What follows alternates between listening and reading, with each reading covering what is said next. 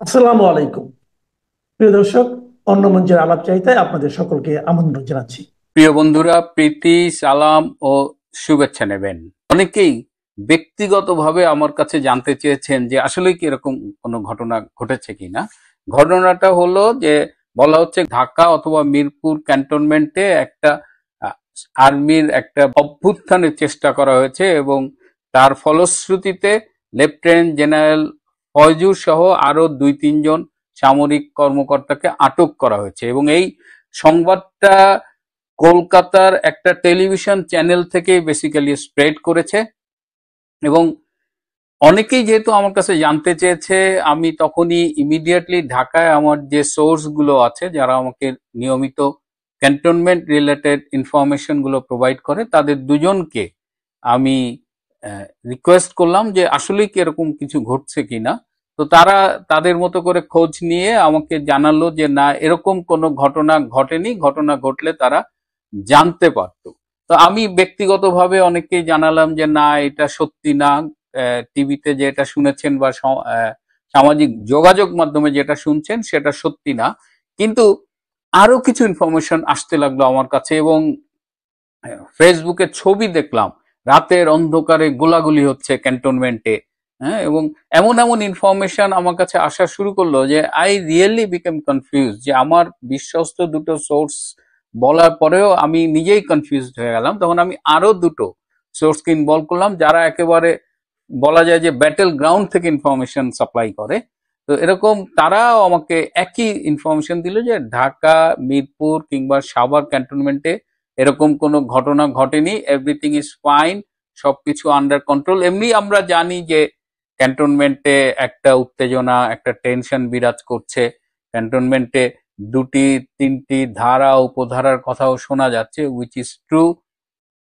কিন্তু এই যে ঘটনাটা একেবারে ছবি সহ, বিশেষ করে সামাজিক যোগাযোগ মাধ্যমে, স্পেশালি ফেসবুকে, সো এই আমি নিশ্চিত করে আপনাদের বলতে পারি এবং আমার কাছে মনে হয়েছে যে এভাবে জনে জনে ব্যক্তিগতভাবে উত্তর না দিয়ে, যেহেতু এটা ম্যাসিভলি স্প্রেড করছে, আমি একটা এপিসোড করে আপনাদের বলছি যে গতকাল অন্তত ঢাকা, মিরপুর বা সাভার ক্যান্টনমেন্টে এরকম কোনো ঘটনা ঘটেনি। কিন্তু বর্তমানে আপনারা জানেন যে বাংলাদেশে একটা অস্বাভাবিক অবস্থা বিরাজ করছে। একটি অবৈধ সরকার জগদ্দল পাথরের মতো চেপে বসেছে এবং তাদের দুঃশাসনে দেশবাসী অলরেডি মানে ফেড আপ।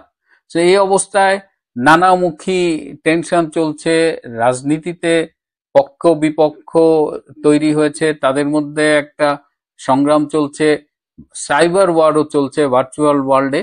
এবং এই সময়ে যে nothing is unfair in love and war, এবং এই ভার্চুয়াল ওয়ার গুলোতে গুজব একটা একটা এর একটা ইনএভিটেবল পার্ট অফ ইট আর কি। হ্যাঁ, সো এই হিসেবে গুজব ছড়াচ্ছে, অনেক গুজবই ছড়াচ্ছে, কিন্তু আমার কাছে মনে হয়েছে যে এই মুহূর্তে সেনাবাহিনীকে নিয়ে এরকম একটা গুজব ছড়ানোটা কতখানি যথাযথ বা যৌক্তিক, বিশেষ করে দেশবাসী যখন এই ইনুসের দুঃশাসনের হাত থেকে রক্ষা পাওয়ার জন্য সেনাবাহিনীর দিকে তাকিয়ে আছে, জেনারেল ওয়াকারের দিকে তাকিয়ে আছে। আমি নিজেও সেনাবাহিনীর অনেক সমালোচনা করি, জেনারেল ওয়াকারের অনেক সমালোচনা করি, কিন্তু তারপরেও আজকের এই ক্রুশিয়াল মোমেন্টে এই সেনাবাহিনীর মাধ্যমেই, জেনারেল ওয়াকারের মাধ্যমেই জাতি উত্তরণের একটা স্বপ্ন দেখছে বা একটা পথ খুঁজছে। তো এই অবস্থায় কারা এই গুজবটি সুপরিকল্পিতভাবে ছড়ালো, নিশ্চয়ই তাদের কোনো আহ,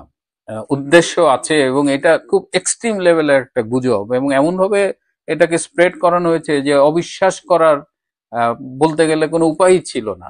তারপরেও আমার কাছে মনে হয়েছে যে আমরা আসলে প্রকৃত সত্যটা জানি, গুজবের উদ্দেশ্যটা থাকুক তাদের যারা ছড়িয়েছে তাদের কাছে। এই মুহূর্তে ঢাকা ক্যান্টনমেন্ট আহ, মোটামুটি এই মানে কু হওয়ার মতো না। আর কু তো আসলে, কু তো আর গোলাপের বিনিময় হয় না। কু মানেই হানাহানি, কু মানেই রক্তপাত, কু কু মানেই খুন, হ্যাঁ, অনেক মানুষের জীবন চলে যাওয়া। সো এই জায়গাটায় এখন পর্যন্ত ক্যান্টনমেন্টের সব পক্ষই যথেষ্ট মানে অ্যাটলিস্ট ধৈর্য দেখাচ্ছে এবং আমরা আশা করি যে দেশবাসী বর্তমানে যে ক্রাইসিসের মধ্যে আছে সেটি ওভারকাম করতে পারবে খুব দ্রুতই, এবং সেই সেই যে উত্তরণের পথে জেনারেল ওয়াকার নেতৃত্ব দেবে।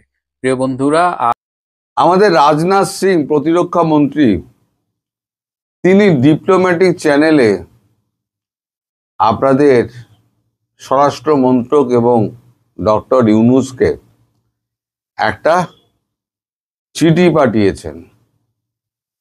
সেই চিঠির যা মর্মার্থ সেটা গতকালকে নিউজ 18 বাংলা তারা প্রচার করেছে।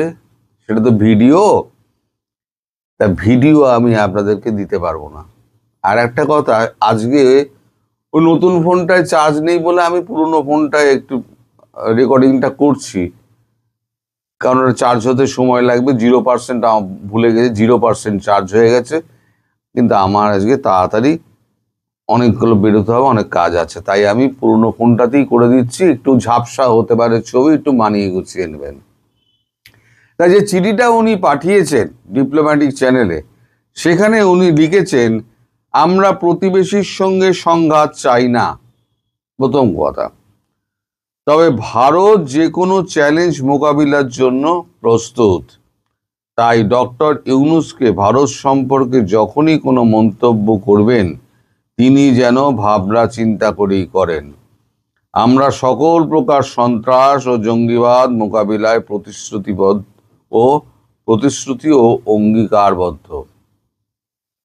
রাজনাথ সিং এর যে এই যে বক্তব্য, যেটা আজকেও গতকালকেও প্রচারিত হয়েছে নিউজ 18 বাংলাতে, এই যে এখানে উনি বলেছেন না যে ডক্টর ইউনূসকে উদ্দেশ্য করে ভারত সম্পর্কে কোনো যখন মন্তব্য করবেন তখন উনি যেন ভেবে চিন্তে করেন। তার মানে এটা হচ্ছে লাস্ট থ্রেট, যেটা পাকিস্তানের ক্ষেত্রে রাজনাথ সিং বলেছিলেন সার্কিক হয়ে করাচি যাওয়া যায়, এটা যেন পাকিস্তান মনে রাখে। আমরা 71 সালে গেছিলাম, এটা উনি বলেছিলেন। তো রাজনাথ সিং এই যে চিঠিটা পাঠিয়েছেন আপনাদের কাছে ডিপ্লোম্যাটিক চ্যানেলে, সেই খবর তো আপনাদের মিডিয়া প্রকাশ করেনি, কিন্তু আমি আপনাদের বলে দিলাম। আর রাজনাথ সিং কখনো বেকার কথা বলেন না। আমাদের বিজেপির যারা মাথায় রয়েছেন, যারা দেশটা চালান, তারা কিন্তু কোনো বাজে কথা বলেন না, বেশি কথা বলেন না, দাঁড়ি পাল্লায় মেপে কথা বলেন। কোনো একটা বাজে মন্তব্য করতে দেখবেন না। একটা ব্যক্তিগত মানে মানুষ রাজনাথ সিং কেমন, আমি আপনাকে ব্যক্তিগত একটা অভিজ্ঞতা শেয়ার করি। তখন 2010, আমি তখন স্টেটসম্যানের ডেপুটি এডিটর। আমাদের রাত্রিবেলা গাড়ি ছাড়ে রাত্রি 1:30টায়। আমার সেদিনকে 9:30টার মধ্যে কাজ হয়ে গিয়েছে, পাতা ছেড়ে দিয়েছি। আমি বাড়ি যাব বলে আমি বেরিয়েছি, যে আমি একটা ট্যাক্সি ধরে বেরিয়ে যাব। তা আমাদের ওখানে ধর্মতলায় ওয়াই চ্যানেল বলে একটা চ্যানেল আছে, নামটা শুনে থাকবেন। ওয়াই চ্যানেলে বিজেপির একটা সভা হচ্ছিল, সেখানে রাজনাথ সিং বক্তৃতা দিচ্ছিলেন। তখন তো 2010, তখন তো মন্ত্রিত্ব বিজেপি আসেনি ক্ষমতায়। তা উনি মেন রোডের ওপরেই একটা খোলা মঞ্চে উনি বক্তৃতা দিচ্ছেন। আমার সঙ্গে আগে পরিচয় ছিল। তো উনি যখন নামছেন তখন ওই ভিড়তে গিয়ে আমি আসতে জিজ্ঞেস করলাম, রাজনাথজি কেমন আছেন? উনি ভালো বাংলা বলেন। তো উনি বললেন যে, আরে তরুণ, কি খবর তোমার? দিল্লিতে আর দেখা যাচ্ছে না, কি করব? আমাকে ডেপুটি এডিটর করে এখানে এনে বসিয়ে দিল, আমি তো আর দিল্লি যেতে পারছি না। তখন উনি বললেন যে, ঠিক আছে, দিল্লি এসো, তোমার অফিস কোথায়? আমি বললাম, ওই তো আমার দেখা যাচ্ছে, ওই যে গম্বুজের পাশে, মসজিদের পাশে স্টেটসম্যান। ও তো 150 বছরের পুরনো বাড়ি, চলো তোমার অফিসে যাই একবার। আমি তো মনে মনে ভাবছি, আমার তো রাত্রিবেলা বাড়ি ফিরতে গেলে আমার দম বেরিয়ে যাবে, এবার কিছু বলতেও পারছি না। উনি আমার অফিসে এলেন, এসে আমার চেম্বারে ঢুকে আমায় বললেন যে, তরুণ, তোমাদের এখানে কি কি খাবার পাওয়া যায়? আমি বললাম, কি খাবেন বলুন, আপনি তো আবার নিরামিষ খান। আমি বললাম, হ্যাঁ, নিরামিষ। আমি বললাম, দেখুন, এখানে সবই, এই এলাকায় সবই চিকেন আর মাটন। একমাত্র আমাদের চিত্তদার দোকান আছে, চিত্তদার দোকান থেকে আমি আপনাকে আলু বিরিয়ানি এনে খাওয়াতে পারি। বলে বা ফার্স্ট ক্লাস, বিরিয়ানির গন্ধটা আমার খুব ভালো লাগে, আলু বিরিয়ানি আনাও। তা আমি আলু বিরিয়ানি আনালাম আর লস্যি আনালাম। মানে এতটাই পরিষ্কার মনের মানুষ যে তার খিদে পেয়েছে সেটা কিন্তু বলতে ওনার কোনো সংকোচ নেই। উনি আমার অফিসে এসে খাওয়া দাওয়া করে উনি চলে গেলেন। তারপরে যখন আমি আবার দিল্লিতে পোস্টেড হলাম দিল্লি ব্যুরোর চিফ হয়ে, তখন ওনার সঙ্গে আবার আমার যোগাযোগ হয়। তো যাই হোক, এখন এই যে রাজনাথ সিং এর মতো একটা সহজ সরল মানুষ যখন সিংহাসনে বসেন না, তখন তারা হয়ে যান কঠিন থেকে কঠিনতম মানুষ। এই কথাগুলো বোঝালাম এই কারণে, বললাম এতগুলো কথা যে এই যে সাংবাদিক যারা আছেন না, যারা কাজ করেন না, আপনার দেশে হোক আমার দেশে হোক বিভিন্ন দেশে হোক, তারা ওই ময়দানে ঘাস কেটে কাজ করেন না। তারা দীর্ঘদিন ধরে সম্পর্কের ভিত্তিতে একটা রিলেশন তৈরি হয়, দীর্ঘদিন ধরে তার ভিত্তিতে কাজটা হয়, তার ভিত্তিতেই খবরটা পাওয়া যায়। এই যে আপনাদের যে একটা কথা বললেন যে আমরা প্রতিশ্রুতিবদ্ধ, কার কাছে প্রতিশ্রুতিবদ্ধ? প্রতিশ্রুতিবদ্ধ হচ্ছে ভারতের মানুষের কাছে। কারণ ভারতের মানুষের কাছে উনি একটা বার্তা দিয়েছিলেন, প্রধানমন্ত্রী মোদীজি একটা বার্তা দিয়েছিলেন যে ভারতের ঘোষিত নীতি এখন থেকে যে ভারতবর্ষের ওপরে, ভারতবর্ষের সার্বভৌমত্ব অখণ্ডতা যদি কখনো বিঘ্নিত হয় এবং কোনো সন্ত্রাসের হুমকি আসে এবং মনে করে ভারতবর্ষ যে এই দেশ আমার পক্ষে বিপজ্জনক, তাহলে সেটাকে অ্যাক্ট অফ ওয়ার হিসেবে গণনা করা হবে। আর অ্যাক্ট অফ ওয়ার যখন গণনা ধরা হবে তখন কিন্তু কাউকে মাফ করা হবে না। আপনাদের এই যে আমি এতদিন ধরে বলে যাচ্ছি যে যুদ্ধ হবে যুদ্ধ হবে যুদ্ধ হবে, তো আপনারা তো অনেকেই তো নানান রকম মন্তব্য করেছেন, গুজববাজ বলে ডেকে দিয়েছেন। তা এখন যখন সত্যিকারের যুদ্ধের পরিস্থিতিটা আসছে তখন কিন্তু আপনারা বুঝতে পারছেন যে কানে এবার জল ঢুকছে, বাংলাদেশের মিডিয়ার কানে এবার জল ঢুকছে। এখন চেল্লামেল্লি শুরু হয়েছে। এখন চেল্লামেল্লি শুরু করলে কি হবে? এখন তো রুগী তো আইসিইউতে চলে গিয়েছে। এই যে থ্রেটটা হলো না, বাংলাদেশকে লাস্ট থ্রেট দিলেন উনি। আর আপনারা মাত্র দুটো জায়গার কথা বলছেন, উত্তর দিনাজপুর আর ওদিকে হচ্ছে আসামের ধুবড়ি। কিন্তু এই 4068 কিলোমিটার বর্ডার, এই বর্ডারের মধ্যে কোথায় কি করা আছে আপনারা সে খবর কেউ জানেন না। আমি একটা ছোট ঘটনা আপনাদেরকে উস্কে দিচ্ছি। এই গুজববাজ একটা ছোট ঘটনা উস্কে দিচ্ছে। 6 মাস আগে আমাদের এনএসএ অজিত দোভাল তিনি গোপনে কলকাতা সফরে এসেছিলেন, সে খবর আমি করেছিলাম। উনি সোজা চলে গিয়েছিলেন কতগুলো এতে কি বলে সীমান্তে, এবং সীমান্তে গিয়ে তিনি বিএসএফ এর সঙ্গে, সেনার সঙ্গে কথাবার্তা বলেছিলেন। কথাবার্তা বলে প্রয়োজনীয় নির্দেশ দেওয়া হয়েছিল।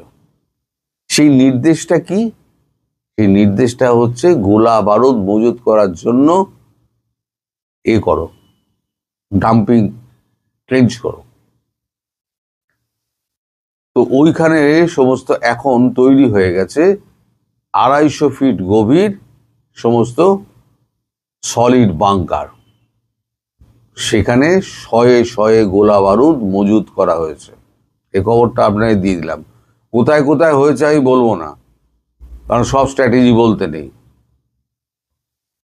সেইগুলো আমি কিছুদিন আগে যখন বলেছিলাম যে কামাকাজি ড্রোনগুলো সমস্ত ঝাড়পোছ হচ্ছে, সব মিসাইল ফিসাইল ঝাড়পোছ হচ্ছে, 7 সিস্টারে খুব তৎপরতা বেড়ে গেছে, ওখানে এয়ারলিফটিং এর ব্যবস্থা করা হয়েছে, এবং C-130 বিমান, C-30 বিমান নাকি একটা মালবাহী বিমান আছে, সেটা নামার ওটার ব্যবস্থা করা হয়েছে।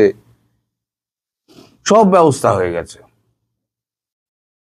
এখন এই যে আপনারা চেঁচামেচি করছেন না, তারপর আপনারা বলছেন যে বাংলাদেশ যদি তার দেশের মধ্যে যদি কিছু করে তাহলে পরে ভারতবর্ষের আপত্তি কোথায়? ভারতবর্ষের আপত্তি তো ছিল না এতদিন, ভারতবর্ষের আপত্তি ছিল না। কিন্তু আপনারা পাকিস্তানের ISI কে ডেকে আনবেন, টার্কিকে ডেকে এনে এখানে অফিস খুলে দোতলা তাদেরকে আপনারা বসিয়ে তাদের কাজকর্ম করতে দেবেন, মার্কিন সৈন্যকে অ্যালাউ করবেন, পাকিস্তানি অস্ত্র ঢুকিয়ে আপনাদের ওই এয়ারপোর্টের গুদমে রেখে দেবেন যেখানে বোমটা পড়েছিল। ওরা ছিল তো কামাকাজি ড্রোন, কেউ তো বলছে না। আমি আজকে আপনাদের বলে দিলাম, ওটা ছিল কামাকাজি ড্রোন, যেখানে ওই পাকিস্তানি অস্ত্রগুলো এসছিল না, মিসাইল টিসাইল, আপনারা নেভাতে পারেননি কেন? আপনারা নেভাতে পারেননি ওই কারণে। আর ওর যা তাপ, ওর যা উত্তাপ, দমকল বাহিনী যেতেও পারেনি, দমকলকে আটকানো ফাটকানো কিছু হয়নি। তার যা তাপ উত্তাপ ছিল, উত্তাপের কাছে যেতে পারেনি। আপনাদের বেশ কয়েকটা জায়গায় আগুন লেগেছে, যেখানে যেখানে মজুদ ছিল সেগুলোই সমস্ত আগুন লেগেছে। কামাকাজি রোড দু রকমের হয়, একটা সশব্দে ফাটে আর একটা নিঃশব্দে ফাটে। যেটা নিঃশব্দে ফাটে সেটা হচ্ছে আরো ভয়ঙ্কর। তো যাই হোক, আমি তো বলেছি আপনার সব ম্যাপিং করা রয়েছে, কর গুনুন। আমি যখন বলেছিলাম কর গুনুন, তখন বলেছে গুজব বাজ ট্যাগ দিয়ে দিয়েছিলেন। এবার কর গুনুন। যুদ্ধের নৃশংসতা আপনারা দেখেননি, যুদ্ধের রক্তপাত আপনারা দেখেননি। ওই দুঃসহ অভিজ্ঞতা একবার যদি আপনাদের হওয়া দরকার, একবার যদি হয়, তাহলে এই ভারত বিরোধিতা আর জেহাদিপনা সব ছুটে যাবে। তবে আপনাদের চিন্তা নেই, আপনাদের একজন আছে, নেতা আছে, তিনি বলেছেন 50 লক্ষ জিহাদি আছে, পাঠিয়ে দিন তাদের। তারা খচ্চরের পিঠে চেপে গাদা বন্দুক নিয়ে দিল্লি জয় করে ফেলুক, ভারতবর্ষ মুখে আঙুল দিয়ে দেখবে। পাঠিয়ে দিন তাদের, আমরা তৈরি আছি। যে কোনো দিন, যে কোনো সময় এই রাজনাথ সিং এর বক্তব্য মানে একদম রেড লাইন ক্রস করছেন আপনারা, জানবেন রেড লাইনের ওপরে দাঁড়িয়ে রয়েছেন। একটা ভুল মন্তব্য, একটা ভুল কার্যক্রম আপনার দেশকে শ্মশান বানিয়ে দেবে। শ্মশান বানিয়ে দেওয়া মানে কিন্তু একদম একদম গাজা বানিয়ে দেবে। তার জন্য ব্রহ্মসের টিম চলে গেছে কিন্তু উত্তরবঙ্গে। আমি বলেছিলাম একটা অন্তত ব্রহ্মস মারবে, বলেছিলাম কিনা? আগের ভিডিও দেখুন, যে 250 ফিট গর্ত করবে, সমুদ্রের জল ঢুকিয়ে দেবে সেখানে, তারপরে দেখবেন 1 বছর 2 বছর বাদে আপনাদের জেলেরা মাছ ধরছেন। ওখানে একটা জায়গা হয়েছে, মাছ ধরার জায়গা হয়ে যাবে। ইলিশ মাছ ওখান থেকে ধরবেন, টপাটপ ছিপ দিয়ে ধরবেন আর খাবেন। কারণ এরপরে তো ইলিশ মাছ ছাড়া তো আপনাদের আর কিছু জুটবে না, চাল ডাল তেল নুন কিচ্ছু জুটবে না। থাকবেনই বা কোথায়, রান্না করবেনই বা কোথায়, আর খাবেনই বা কোথায়? সুতরাং যা করবেন বুঝে করবেন, সাবধানে করবেন, আর ভারতবর্ষে হুমকি টুমকি দেবেন না। আর এই যে সমস্তগুলো লেখেন না, এই সমস্তগুলো আর লিখবেন না। আমি এটাও বলেছিলাম, যখন পড়বে ঘাড়ে তখন বুঝতে পারবে, তখনও আপনারা বলবেন না না ওই গুজব ছিল, ঘাড়ে পড়ে নাই পঙ্গায় পড়ছে। এবার কোথায় পড়ে সেটা দেখে রাখবেন। রেড লাইনে দাঁড়িয়ে আছেন, এটা মনে রাখবেন। যে কোনো সময়, যে কোনো দিন যা কিছু হতে পারে। আজকে রাত্রিরেও হতে পারে, কাল রাত্রিরেও হতে পারে, 7 দিন বাদেও হতে পারে। 13 নভেম্বর কি হচ্ছে? সরকার কেন নড়ে চড়ে বসছে? কেন সরকার সমর্থক পত্রপত্রিকা হঠাৎ আওয়ামী লীগ নিয়ে মিছিল করছে? আপনারা সবাই জানেন, আওয়ামী লীগ নিয়ে নিউজ করছে, আপনারা সবাই জানেন, আমরাও জানি। তবে ওই যে আমরা যে রাষ্ট্রে বাস করি, এই রাষ্ট্রের ভাষ্য অনুযায়ী নিষিদ্ধ ঘোষিত সংগঠন, তার কর্মসূচি তো আমরা প্রচার করি না, করতে পারি না, বা সেগুলো নিয়ে বলা যায় না। কিন্তু যখন সরকারের সহযোগী অথবা সরকারের দিকে নমনীয় অথবা আওয়ামী লীগ বিরোধী সংবাদপত্রগুলো এই খবরটা সামনে আনে, তখন বোঝা যায় যে আলোচনার খোরাকি কিছু একটা আছে। এবং তাদের শব্দচয়ন, আমি যে রিপোর্টটি এখন পিক করছি, তাদের শব্দচয়নের মধ্যে একটু ডিফারেন্ট আছে। নর্মাল একটা পত্রিকা, নিরপেক্ষ একটা পত্রিকা যদি নিউজ লেখে, তাদের যে শব্দচয়ন হবে বা মাথার উপরে যদি একটা সেলফ সেন্সরশিপের একটা বোঝা না থাকে, তাহলে নিউজ লেখার যে ধরন হবে, সেই ধরন থেকে আমার এখন পিক করা বা আমার এখন সোর্স হিসেবে ব্যবহার করা যে নিউজটা, সেই নিউজটা একটু আলাদা। আপনারা সবই বোঝেন এবং সবই জানেন। 13 নভেম্বর আওয়ামী লীগ একটা বড় টাইপের কিছু করতে চায়, এরকম সোশ্যাল মিডিয়ায় যথেষ্ট খোঁজ খবর আছে। অনেকেই সোশ্যাল মিডিয়ায় বলছেন যে আওয়ামী লীগের দিন আসলে কি করবে, কি ঘটতে যাচ্ছে সেই দিন। কিসের প্রেক্ষিতে এই আমার দেশ পত্রিকা এই নিউজটি করেছে যে হঠাৎ করেই 13 নভেম্বর নাশকতার ছক আওয়ামী লীগের, মানে নাশকতা করলে তারা তো এর আগেও নিউজ করেছে যে আওয়ামী লীগ কি নাশকতা করতে চায়, কিভাবে করতে চায়, কিন্তু 13 নভেম্বর কেন করতে চাচ্ছে? একটা ফটো কার্ড করেছে, সেই ফটো কার্ডেও বেশ কিছু পয়েন্ট আউট আছে, যেমন রাজধানীতে লক্ষাধিক লোকের সমাগম ঘটাতে চায়, তারপরে আদালত পাড়া ও গুরুত্বপূর্ণ সরকারি স্থাপনায় বোমাবাজির টার্গেট, পরিকল্পনা বাস্তবায়নের দায়িত্বে আসাদুজ্জামান খান, মানে সাবেক স্বরাষ্ট্রমন্ত্রী আসাদুজ্জামান খান কামাল, সহায়তা দিচ্ছেন পলাতক মনিরুল ও ডিএমপি কমিশনার হাবিব, হাসিনার রায় হলে গোপালগঞ্জ মাদারীপুরে অরাজকতার পরিকল্পনা, মাঠ পর্যায় থেকে এখনই সেনা না ওঠানোর পরামর্শ। খুব সিগনিফিক্যান্ট একটা কথা। মাঠ পর্যায় থেকে সেনা না ওঠানোর পরামর্শটা কে, আমরা এটা একটু পড়বো, একটু জানতে চাই। আর বাকি পয়েন্টগুলো যে করছে, যে আদালতে বোমাবাজি, 1 লাখ লোক সমাবেশ, এইটা যদি আমার দেশ রিপোর্ট করে অলরেডি জানিয়ে দিয়েছে, তো আজ আমরা কথা বলছি 7 নভেম্বর 2025, তাই না? তাহলে এই খবরের পরে তো নিশ্চয়ই আমার দেশের সরকার বা এই দেশের সরকার আর চুপ করে বসে থাকার কথা নয়। এখনো 8, 9, 10, 11, 12, 13, 6 দিন বাকি আছে। 6 দিন পরেও যদি আওয়ামী লীগ এগুলো করে ফেলতে পারে, তাহলে তো ধরে নিতে হবে দেশে আওয়ামী লীগের অনেকটা, তাই না? আচ্ছা, ক্ষমতাচ্যুত প্রধানমন্ত্রী, আমি আগেই বলেছি তাদের শব্দচয়ন তাদের মতো হবে। শেখ হাসিনার বিরুদ্ধে আন্তর্জাতিক অপরাধ ট্রাইব্যুনালে করা গণহত্যা মামলার রায় কবে হবে তা জানা যাবে 13 নভেম্বর। যে কারণেই তাহলে 13 নভেম্বর আগে থেকে আমরা বলছি যে সেদিন একটা রায়, মাহফুজ আলম উদ্দিন বলল যে আমরা আগামী সপ্তাহে একটা রায় পেতে পারি। ওনারা সবাই জানেন আদালতের সঙ্গে তাদের নিশ্চয়ই সেই বোঝাপড়া আছে, বা তাদের সরকারি পিপি আছেন বা সরকারি লোকজন ওখানে আছেন, তাদের মাধ্যমে তারা জানেন। ওই দিনকে কেন্দ্র করে বড় ধরনের নাশকতা ও বিশৃঙ্খলার নীল নকশা এঁকেছে তার দল। কার্যক্রম নিষিদ্ধ আওয়ামী লীগ, তাদের লক্ষ্য সহিংস পরিস্থিতি তৈরি করে বিচার প্রক্রিয়া বাধাগ্রস্ত করা। এই পরিকল্পনার সমন্বয় করা হচ্ছে প্রতিবেশী দেশ ভারত থেকে। এটা মোটামুটি টেবিলে বসেই লেখা যায় এই কি হচ্ছে বলতে যাচ্ছে আমার দেশ। এবার নিরাপত্তা সংশ্লিষ্ট সূত্রের বরাত দিয়ে বলছে, ঢাকায় নাশকতা পরিকল্পনার মূল সমন্বয়ক হিসেবে দায়িত্ব দেওয়া হয়েছে ভারতে পলাতক সাবেক স্বরাষ্ট্রমন্ত্রী আসাদুজ্জামান খান কামালকে। তাকে তার এই সরকার চাইলে ধরতে পারবে না। আচ্ছা, তাকে কৌশলগত সব সহযোগিতা দেওয়ার জন্য দায়িত্ব দেওয়া হয়েছে এসবির সাবেক প্রধান, ভারতে পলাতক পুলিশের অতিরিক্ত আইজি মনিরুল ইসলাম এবং ডিএমপির পলাতক কমিশনার হাবিবুর রহমানকে। বেশ, মানে যদি এইসব খবর রিপোর্টার পেয়ে থাকেন, তাহলে তো আওয়ামী লীগের ভেতরে তার হয় শক্তিশালী সোর্স আছে, অথবা তাদের যে সোর্স যদি কোনো গোয়েন্দা সংস্থার মাধ্যমে পেয়ে থাকেন, সেই গোয়েন্দা সংস্থা অলরেডি আওয়ামী লীগের ভেতরে আছে। এসএসএফ এর সাবেক ডিজি ও সাবেক কিউএমজি লেফটেন্যান্ট জেনারেল অবসরপ্রাপ্ত মজিবুর রহমান সহ একাধিক সেনা কর্মকর্তা এই প্রক্রিয়ায় যুক্ত রয়েছেন।